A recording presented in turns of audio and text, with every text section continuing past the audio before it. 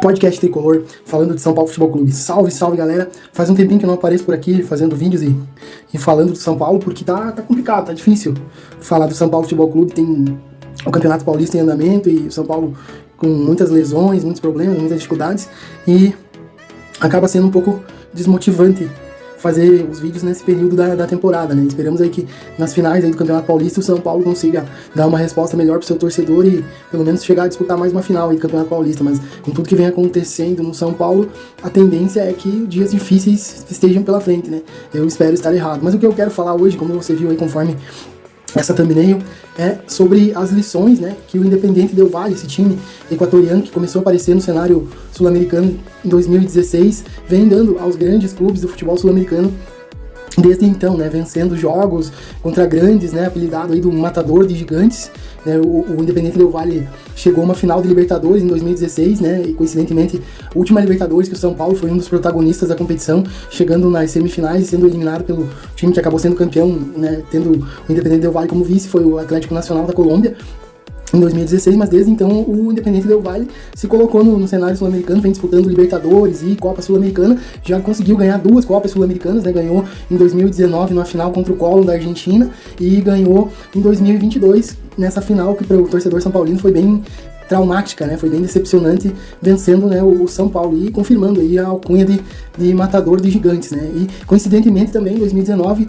o ano que o Independiente Del Valle ganhou a primeira Copa Sul-Americana, foi o ano que o São Paulo, para mim, deu o pior vexame da história do clube, que foi a eliminação na pré-Libertadores, né? Antes de disputar até mesmo a fase de grupos, foi eliminado pelo Tajeres da Argentina. Então, de lá pra cá, né, o Independiente Del Valle na Libertadores 2016 mesmo derrotou os gigantes argentinos Boca e River até chegar à final, e em pré-Libertadores já venceu o Grêmio, venceu o Corinthians também no Brasil, teve vitória contra o Flamengo, uma goleada de 5-0 na fase de grupos da Libertadores, se eu não me engano foi 2020 ou 2021, ali aquele período que tava de pandemia, e depois o Flamengo devolveu a goleada no Maracanã, mas, né, foi um vexame do Flamengo perder no Equador. Só que o Independiente Del Valle, como eu disse, vem dando lições pro futebol sul-americano através do projeto de futebol que eles têm, né? Eles têm um projeto de futebol desenvolvido no Equador há alguns anos e um projeto de captação de atletas nas categorias de base, então eles mapeiam os atletas, eles dão toda uma estrutura para formação de atletas na categoria de base, utilizam muitos atletas oriundos das categorias de base do clube e são base hoje de referência das seleções de base do Equador, né, e fornecendo jogadores para os clubes não só do Equador, como também para clubes europeus. E o Independiente Del Valle mantém um time competitivo, extremamente estruturado, com uma folha salarial muito inferior à dos grandes clubes brasileiros. Vou citar os grandes clubes brasileiros como exemplo, né, porque hoje financeiramente a Argentina também passa por uma crise financeira, então o futebol argentino também vem enfrentando dificuldades econômicas, né? Mas em relação ao Brasil, por exemplo, que tem o Flamengo, que é um clube milionário, que paga salários milionários para vários jogadores do elenco, né?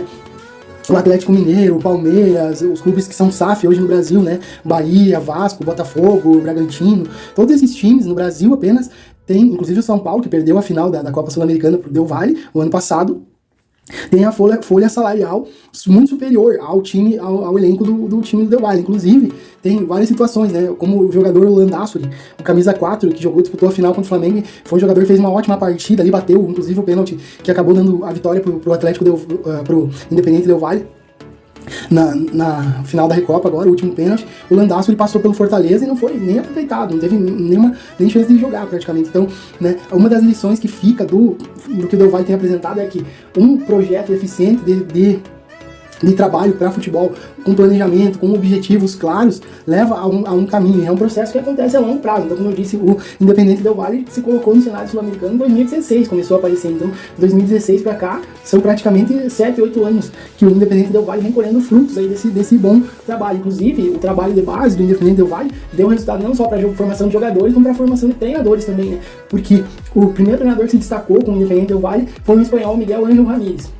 Se destacou no Independiente Del Valle, foi campeão de Copa Sul-Americana, tinha chego na final da Copa Libertadores, e aí na época, antes até do Abel Ferreira ter sido contratado pelo Palmeiras, o Ángel Ramírez foi cogitado no Palmeiras, poderia ter assumido o Palmeiras antes até do Abel Ferreira ter assumido o Palmeiras, e acabou não assumindo por conta do compromisso que ele tinha com o Del Valle na Libertadores. E o Palmeiras precisava de um técnico antes, acabou buscando o Abel Ferreira, mas o Ángel Ramírez depois veio trabalhar no Brasil e veio trabalhar no Internacional, e devido à cultura do imediatismo de resultados do futebol brasileiro, que é o que comanda o futebol brasileiro, que infelizmente no futebol brasileiro, se o treinador dá resultado, ele é bom, não importa se o time joga bem ou se joga mal, não importa o desempenho, se o treinador dá resultado é bom, ele serve, se não dá resultado, não presta e troca e o trabalho continua. Essa é a metodologia cultural que vem sendo desenvolvido no Brasil já há longos anos, há muito tempo não dá resultado. E desde o 7-1, que aconteceu há quase 10 anos atrás, na semifinal da Copa do Mundo 2014, no Mineirão, o futebol brasileiro deveria ter passado por uma reestruturação de profissionalismo nas administrações e uma reforma na maneira como os clubes são administrados. O Brasil deveria pensar projetos a médio e longo prazo para futebol, como vem sendo pensado e desenvolvido no Independente Del Valle, que hoje se coloca ali no cenário sul-americano como uma equipe que não tem poder financeiro comparado aos grandes do Brasil, da Argentina, até mesmo do Equador, mas com estrutura, com planejamento e objetivos claros, vem alcançando resultados muito melhores e se colocando aí como pedra no sapato dos grandes clubes dos mais tradicionais, né, da América do Sul. E esse jogo da Recopa Sul-Americana, que é o disputado entre o campeão da Sul-Americana, que foi o Independente Del Valle, poderia ter sido São Paulo, mas infelizmente não tivemos capacidade de vencer esse belo time do Independente Del Valle. O Independente Del Valle disputou contra o Flamengo, campeão da Libertadores, e esse título de Recopa, ele é uma validação do título da Libertadores. Então o Flamengo, campeão da Libertadores, perdeu para o campeão da Sul-Americana. O que isso significa? Deixa um ponto de interrogação. Será mesmo que o campeão da Libertadores é o melhor time da América do Sul? Ou será que não, né? E o ponto de interrogação ficou, porque ficou provado que o Independente Del Valle consegue competir de igual para igual com o Flamengo, inclusive ganhar. Claro que o Flamengo tem outras questões, né?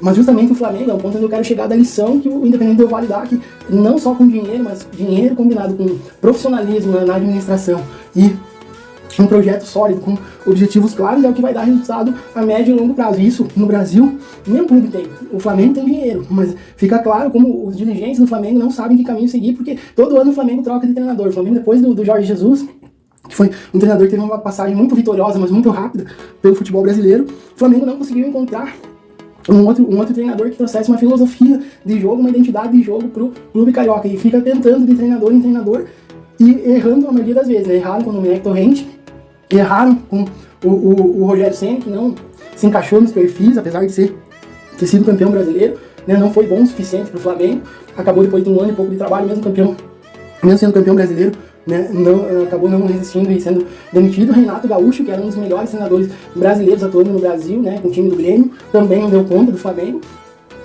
Recentemente o Paulo Souza, aí quando o Dorival Júnior estava dando um jeito, né, estava dando pelo menos uma cara diferente ao Flamengo, aconteceu a troca pelo Vitor Pereira, que foi um treinador que fez um bom trabalho no Corinthians, mas também, né, a forma como foi feita essa troca gerou toda essa questão no Flamengo e acabou resultando no Flamengo ter disputado 3 decisões oriundas das conquistas que eles tiveram no ano passado com o Dorival, né? O Flamengo só disputou a Supercopa do Brasil, que foi campeão da Copa do Brasil, e perdeu porque o Palmeiras foi campeão brasileiro porque foi campeão da Copa do Brasil. Só disputou a Recopa porque foi campeão da Libertadores, né? E acabou perdendo a validação do título da Libertadores. E disputou o Mundial de Clubes como campeão da Libertadores e, mais uma vez, para os brasileiros deu o vexame de não disputar ao menos a decisão, né? Não chegar nem sequer na decisão. Isso mostra para o futebol brasileiro, fica de lição que muita coisa precisa ser mudada, que não apenas o dinheiro, não apenas a estrutura financeira e ter bons jogadores são sinônimos de vitórias e de conquistas. Hoje o time do Brasil que apresenta o melhor desempenho conjunto com resultados é o Palmeiras, mas o Palmeiras vem já há 3 anos desenvolvendo o trabalho com o treinador Abel Ferreira, que só resistiu à cultura imediatista do futebol brasileiro de resultados, porque no início do trabalho no Palmeiras ele conseguiu os resultados, ele foi campeão da Libertadores, acabou sempre todos os anos disputando finais, né, pela questão do Palmeiras ter um elenco mais estruturado, ter ali onde o dinheiro ajudou, mas foi mais uma coisa que combinou, que encaixou do que algo planejado, porque claramente se o Abel Ferreira não tivesse ganho os títulos no início, não teria resistido e talvez ele não seria treinador do Flamengo, do Palmeiras, e não seria o melhor treinador, na minha opinião, do futebol brasileiro na atualidade, só porque resistiu por conta do resultado. Então o Brasil, futebol brasileiro, não só futebol brasileiro, mas o São Paulo Futebol Clube, eu falo como São Paulino e a diretoria, presidente, diretores, né, quem faz a gestão do futebol de São Paulo precisa buscar um caminho de profissionalismo e um projeto coeso com objetivos claros, semelhante ao projeto que o Independente Del Valle tem, que é um projeto que financeiramente não exige tanto investimento, e mesmo assim os resultados aparecem, né? Porque de 2016 para cá, o Independente Del Valle está sempre figurando em momentos importantes do futebol sul-americano. E vai chegar momentos de conquistas importantes, vai chegar momentos que vai ser campeão da Libertadores, fatalmente, né? E vai ficar feio para o futebol brasileiro, que hoje monopoliza a competição da sul-americana da Libertadores. A maioria das competições sul-americanas sempre chega brasileiros em finais, né? Só que o ficar feio, que eu digo, é no sentido de os tradicionais, né, terem que aprender com um clube que tem pouco tempo de estruturação, tem pouco tempo de consolidação no cenário sul-americano, né? Disputando os grandes títulos, mas fica as lições que eles deixam, né? Um projeto, né, pautado no médio e longo prazo, bem estruturado, com objetivos claros, no qual os treinadores que passam pelo Independiente Del Valle e os jogadores são apenas peças de uma engrenagem que tudo funciona junto, né? Porque já tiveram no Independiente Del Valle o Ángel Ramírez, que eu citei, que veio para o Internacional e acabou sendo fritado, juntamente com esse treinador que está hoje, que é o Martin Anselmi, um treinador de 40 anos, um estudioso de futebol, que não conhece muito de futebol, mas e só está ali pelo respaldo, pela condição que o clube dá para ele trabalhar, de formador também, não só de jogadores, como de treinadores, e vem colhendo os resultados. E a gente pensa, por exemplo, a nível de São Paulo, muito torcedor de São Paulo deve ter pensado, mas se trocar o Rogério Ceni pelo Martin Anselmi, na minha opinião, não resolveria nada para o São Paulo, porque a questão é estrutural. O Independiente Del Valle, um treinador mediano, se torna um treinador excelente pela estrutura que o clube dá para ele trabalhar e desenvolver o projeto do clube, não as ideias do treinador. Porque o clube tem um projeto sólido. Em contraponto, o São Paulo não tem um projeto e não sabe que caminho seguir. Então, enquanto no Del Valle um treinador bom se torna um treinador excelente e jogadores medianos se tornam ótimos jogadores, no São Paulo um bom treinador se torna um treinador burro e bons jogadores, excelentes jogadores se tornam jogadores ruins, porque o ambiente do São Paulo, infelizmente, hoje é um ambiente tóxico. Então, usando o São Paulo como exemplo, né, se o futebol brasileiro quiser competir em nível mundial com clubes da Europa, o primeiro passo é estrutural, vai além de ter dinheiro como o Flamengo tem.